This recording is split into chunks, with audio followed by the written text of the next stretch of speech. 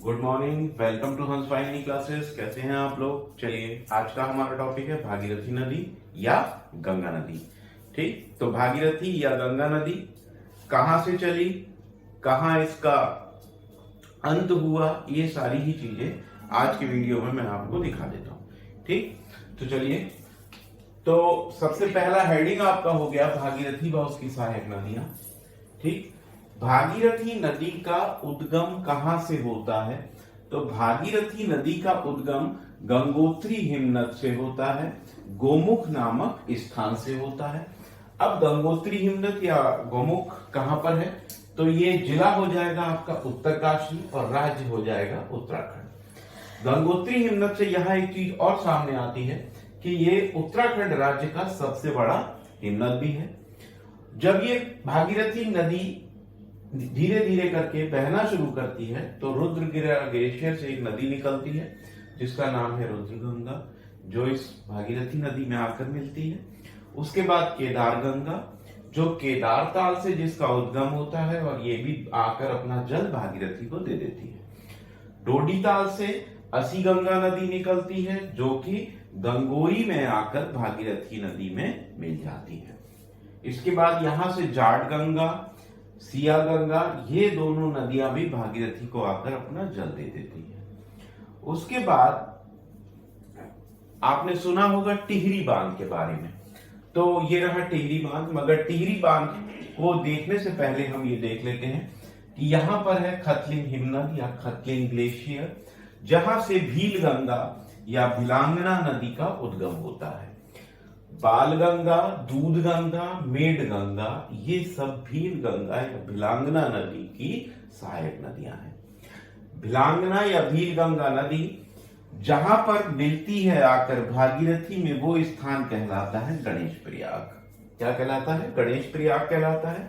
और इन्हीं दोनों नदियों का जो संगम है, यानी कि जहां ये दोनों नदियां आकर मिलती थी, वहीं पर टिहरी बांध का निर्माण किया गया है। तो टिहरी बांध का निर्माण कहां पर किया गया है या किन दो नदियों के संगम पर है, ये क्वेश्चन कई बार पूछा गया है। वनडे एग्जाम का बड़ा हिट क्वेश्चन है गंगोत्री हिमनद या गोमुख। ठीक, कि भागीरथी नदी का उद्गम कहां से होता है। उसके बाद मेड गंगा, दूध गंगा और बाल गंगा, ये किसकी सहायक नदियां हैं? तो मेड गंगा, दूध गंगा और बाल गंगा भील गंगा की सहायक नदियां हैं। जबकि अगर आप इधर देखेंगे तो केदार गंगा, रुद्र गंगा और असी गंगा, ठीक, ये किसकी सहायक नदियां हैं? ये भागीरथी की सहायक नदियां हैं। तो कभी कभी क्वेश्चन कैसे दे देता है कि जैसे ऑप्शन ए इसको बना दिया, ऑप्शन बी इसको बना दिया और ऑप्शन सी इसको बना दिया, और ऑप्शन डी में यहां से किसी एक नदी को उठाकर कह दिया कि निम्नलिखित में से कौन सी भागीरथी की सहायक नदी नहीं है। तो कौन सी सहायक नदी नहीं होगी? बाल गंगा नहीं होगी। ठीक है, यहां तक कोई दिक्कत? तो गणेश प्रयाग किन दो नदियों का संगम हो गया? भील गंगा और भागीरथी नदी का संगम हो गया। मेड गंगा, दूध गंगा, बाल गंगा किसकी सहायक नदियां हैं? भील गंगा की। तो देखिए, नदियों से जो क्वेश्चन आता है आपके सामने, वो पहला जो हो गया वो हो गया कि नदी का उद्गम कहां से होता है, यानी नदी कहां से जन्म ले रही है। दूसरा क्वेश्चन हो जाता है आपका कि सहायक नदी कौन किसकी सहायक नदी है। और दूसरा क्वेश्चन आपका तीसरा जो आ जाता है वो आ जाता है प्रयाग से या संगम से। प्रयाग या संगम एक ही बात होती है, कंफ्यूज मत होइएगा। जहां दो नदियां आपस में आकर मिलती हैं वो प्रयाग या संगम कहलाता है। ठीक, तो उद्गम हो गया, सहायक नदी हो गई, प्रयाग से हो गया। और चौथा जो क्वेश्चन आता है वो नदियों में आ जाता है परियोजनाओं से, कि कौन सी नदी पर कौन सी परियोजनाएं स्थापित की गई हैं। परियोजनाएं यानी सिंचाई परियोजना हो गई, विद्युत जल परियोजनाएं हो गई। तो ये सारी क्वेश्चन भी आपके नदियों से आपको मिल जाते हैं। तो भागीरथी नदी हमने देख ली थी। अभी देखिए, भागीरथी नदी या पूरा टॉपिक नहीं हुआ है। ठीक, तो अब हम देखेंगे अलकनंदा व उसकी सहायक नदियों के बारे में, क्योंकि अलकनंदा और भागीरथी का संगम भी होना है। ठीक, तो अब हम चलते हैं अलकनंदा और उसकी सहायक नदियों की तरफ।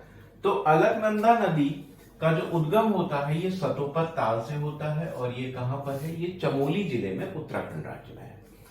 अब हम बात करते हैं इसके बाद यहां पर हेमकुंड है जहां से लक्ष्मण गंगा नदी निकलती है और ये गोविंद घाट में आकर अलकनंदा नदी में मिल जाती है, ये अपना जल दे देती है। देवताल, देवताल से नदी निकलती है जिसका नाम है सरस्वती नदी, और सरस्वती नदी जहां पर अलकनंदा में आकर मिलती है वो स्थान कहलाता है केशव प्रयाग। तो एक आपका गोविंद घाट हो गया, केशव प्रयाग हो गया, सरस्वती नदी हो गई, धौली गंगा जहां पर आकर अलकनंदा से मिलती है ये स्थान कहलाता है विष्णु प्रयाग। यहां पर पिंडारी हिमनद या पिंडार ग्लेशियर है जहां से पिंडार नदी निकलती है, और यहां पर पिंडार नदी और अलकनंदा नदी का जो संगम होता है वो कहलाता है कर्णप्रयाग। ये नंदा घूमटी है, नंदा घूमटी से नंदाकिनी नदी निकलती है और जहां पर ये अलकनंदा से आकर मिलती है वो स्थान हो जाता है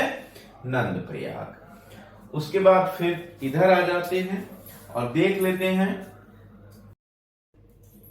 चलिए केदारनाथ का मंदिर, ठीक, चौराबाड़ी हिमनद, चौराबाड़ी हिमनद से जो जल मिलता है वो शरवती ताल या गांधी सरोवर को मिलता है, और यहीं से एक नदी निकलती है जिसका नाम है मंदाकिनी नदी। मंदाकिनी नदी और वासुकी गंगा ये दोनों का संगम सोनप्रयाग कहलाता है। उसके बाद मंदाकिनी नदी आगे आती है और फिर से आकर कहां मिलती है, अलकनंदा में आकर मिलती है और इनका संगम रुद्रप्रयाग कहलाता है।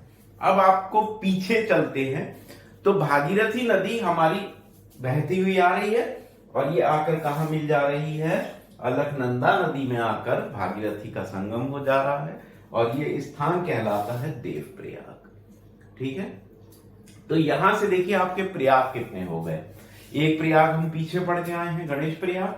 अब यहां आ जाइए तो गणेश प्रयाग के बाद जो अलकनंदा नदी के प्रयाग हैं, पहला आपका केशव प्रयाग, विष्णु प्रयाग, नंद प्रयाग, कर्ण प्रयाग। ठीक, 1 2 3 4, पांचवा रुद्रप्रयाग और छठा देव प्रयाग। ये 6 प्रयाग जो हैं ये किस पर हैं, अलकनंदा पर हैं, मगर सोन प्रयाग अलकनंदा पर नहीं। ठीक, तो निम्नलिखित में से फिर क्वेश्चन वही आ गया कि निम्नलिखित में से कौन सा प्रयाग अलकनंदा नदी पर है या नहीं है। ठीक, तो देखिए ये वाला पोर्शन यहां तक मैंने आपको करा दिया है। अब आपको क्या करना है, इसका स्क्रीनशॉट ले लेना है जल्दी से, और अब गंगा नदी यानी भागीरथी नदी को हम पर्वतों से उतार कर नीचे ले आए हैं और कहां लेकर चलने वाले हैं, अब हम इसको लेकर चलने वाले हैं मैदानों में। ठीक, तो इसका स्क्रीनशॉट ले लीजिए और नेक्स्ट वीडियो जो मेरी होगी उसमें हम गंगा के मैदानी क्षेत्र देखेंगे। स्क्रीनशॉट ले लीजिए।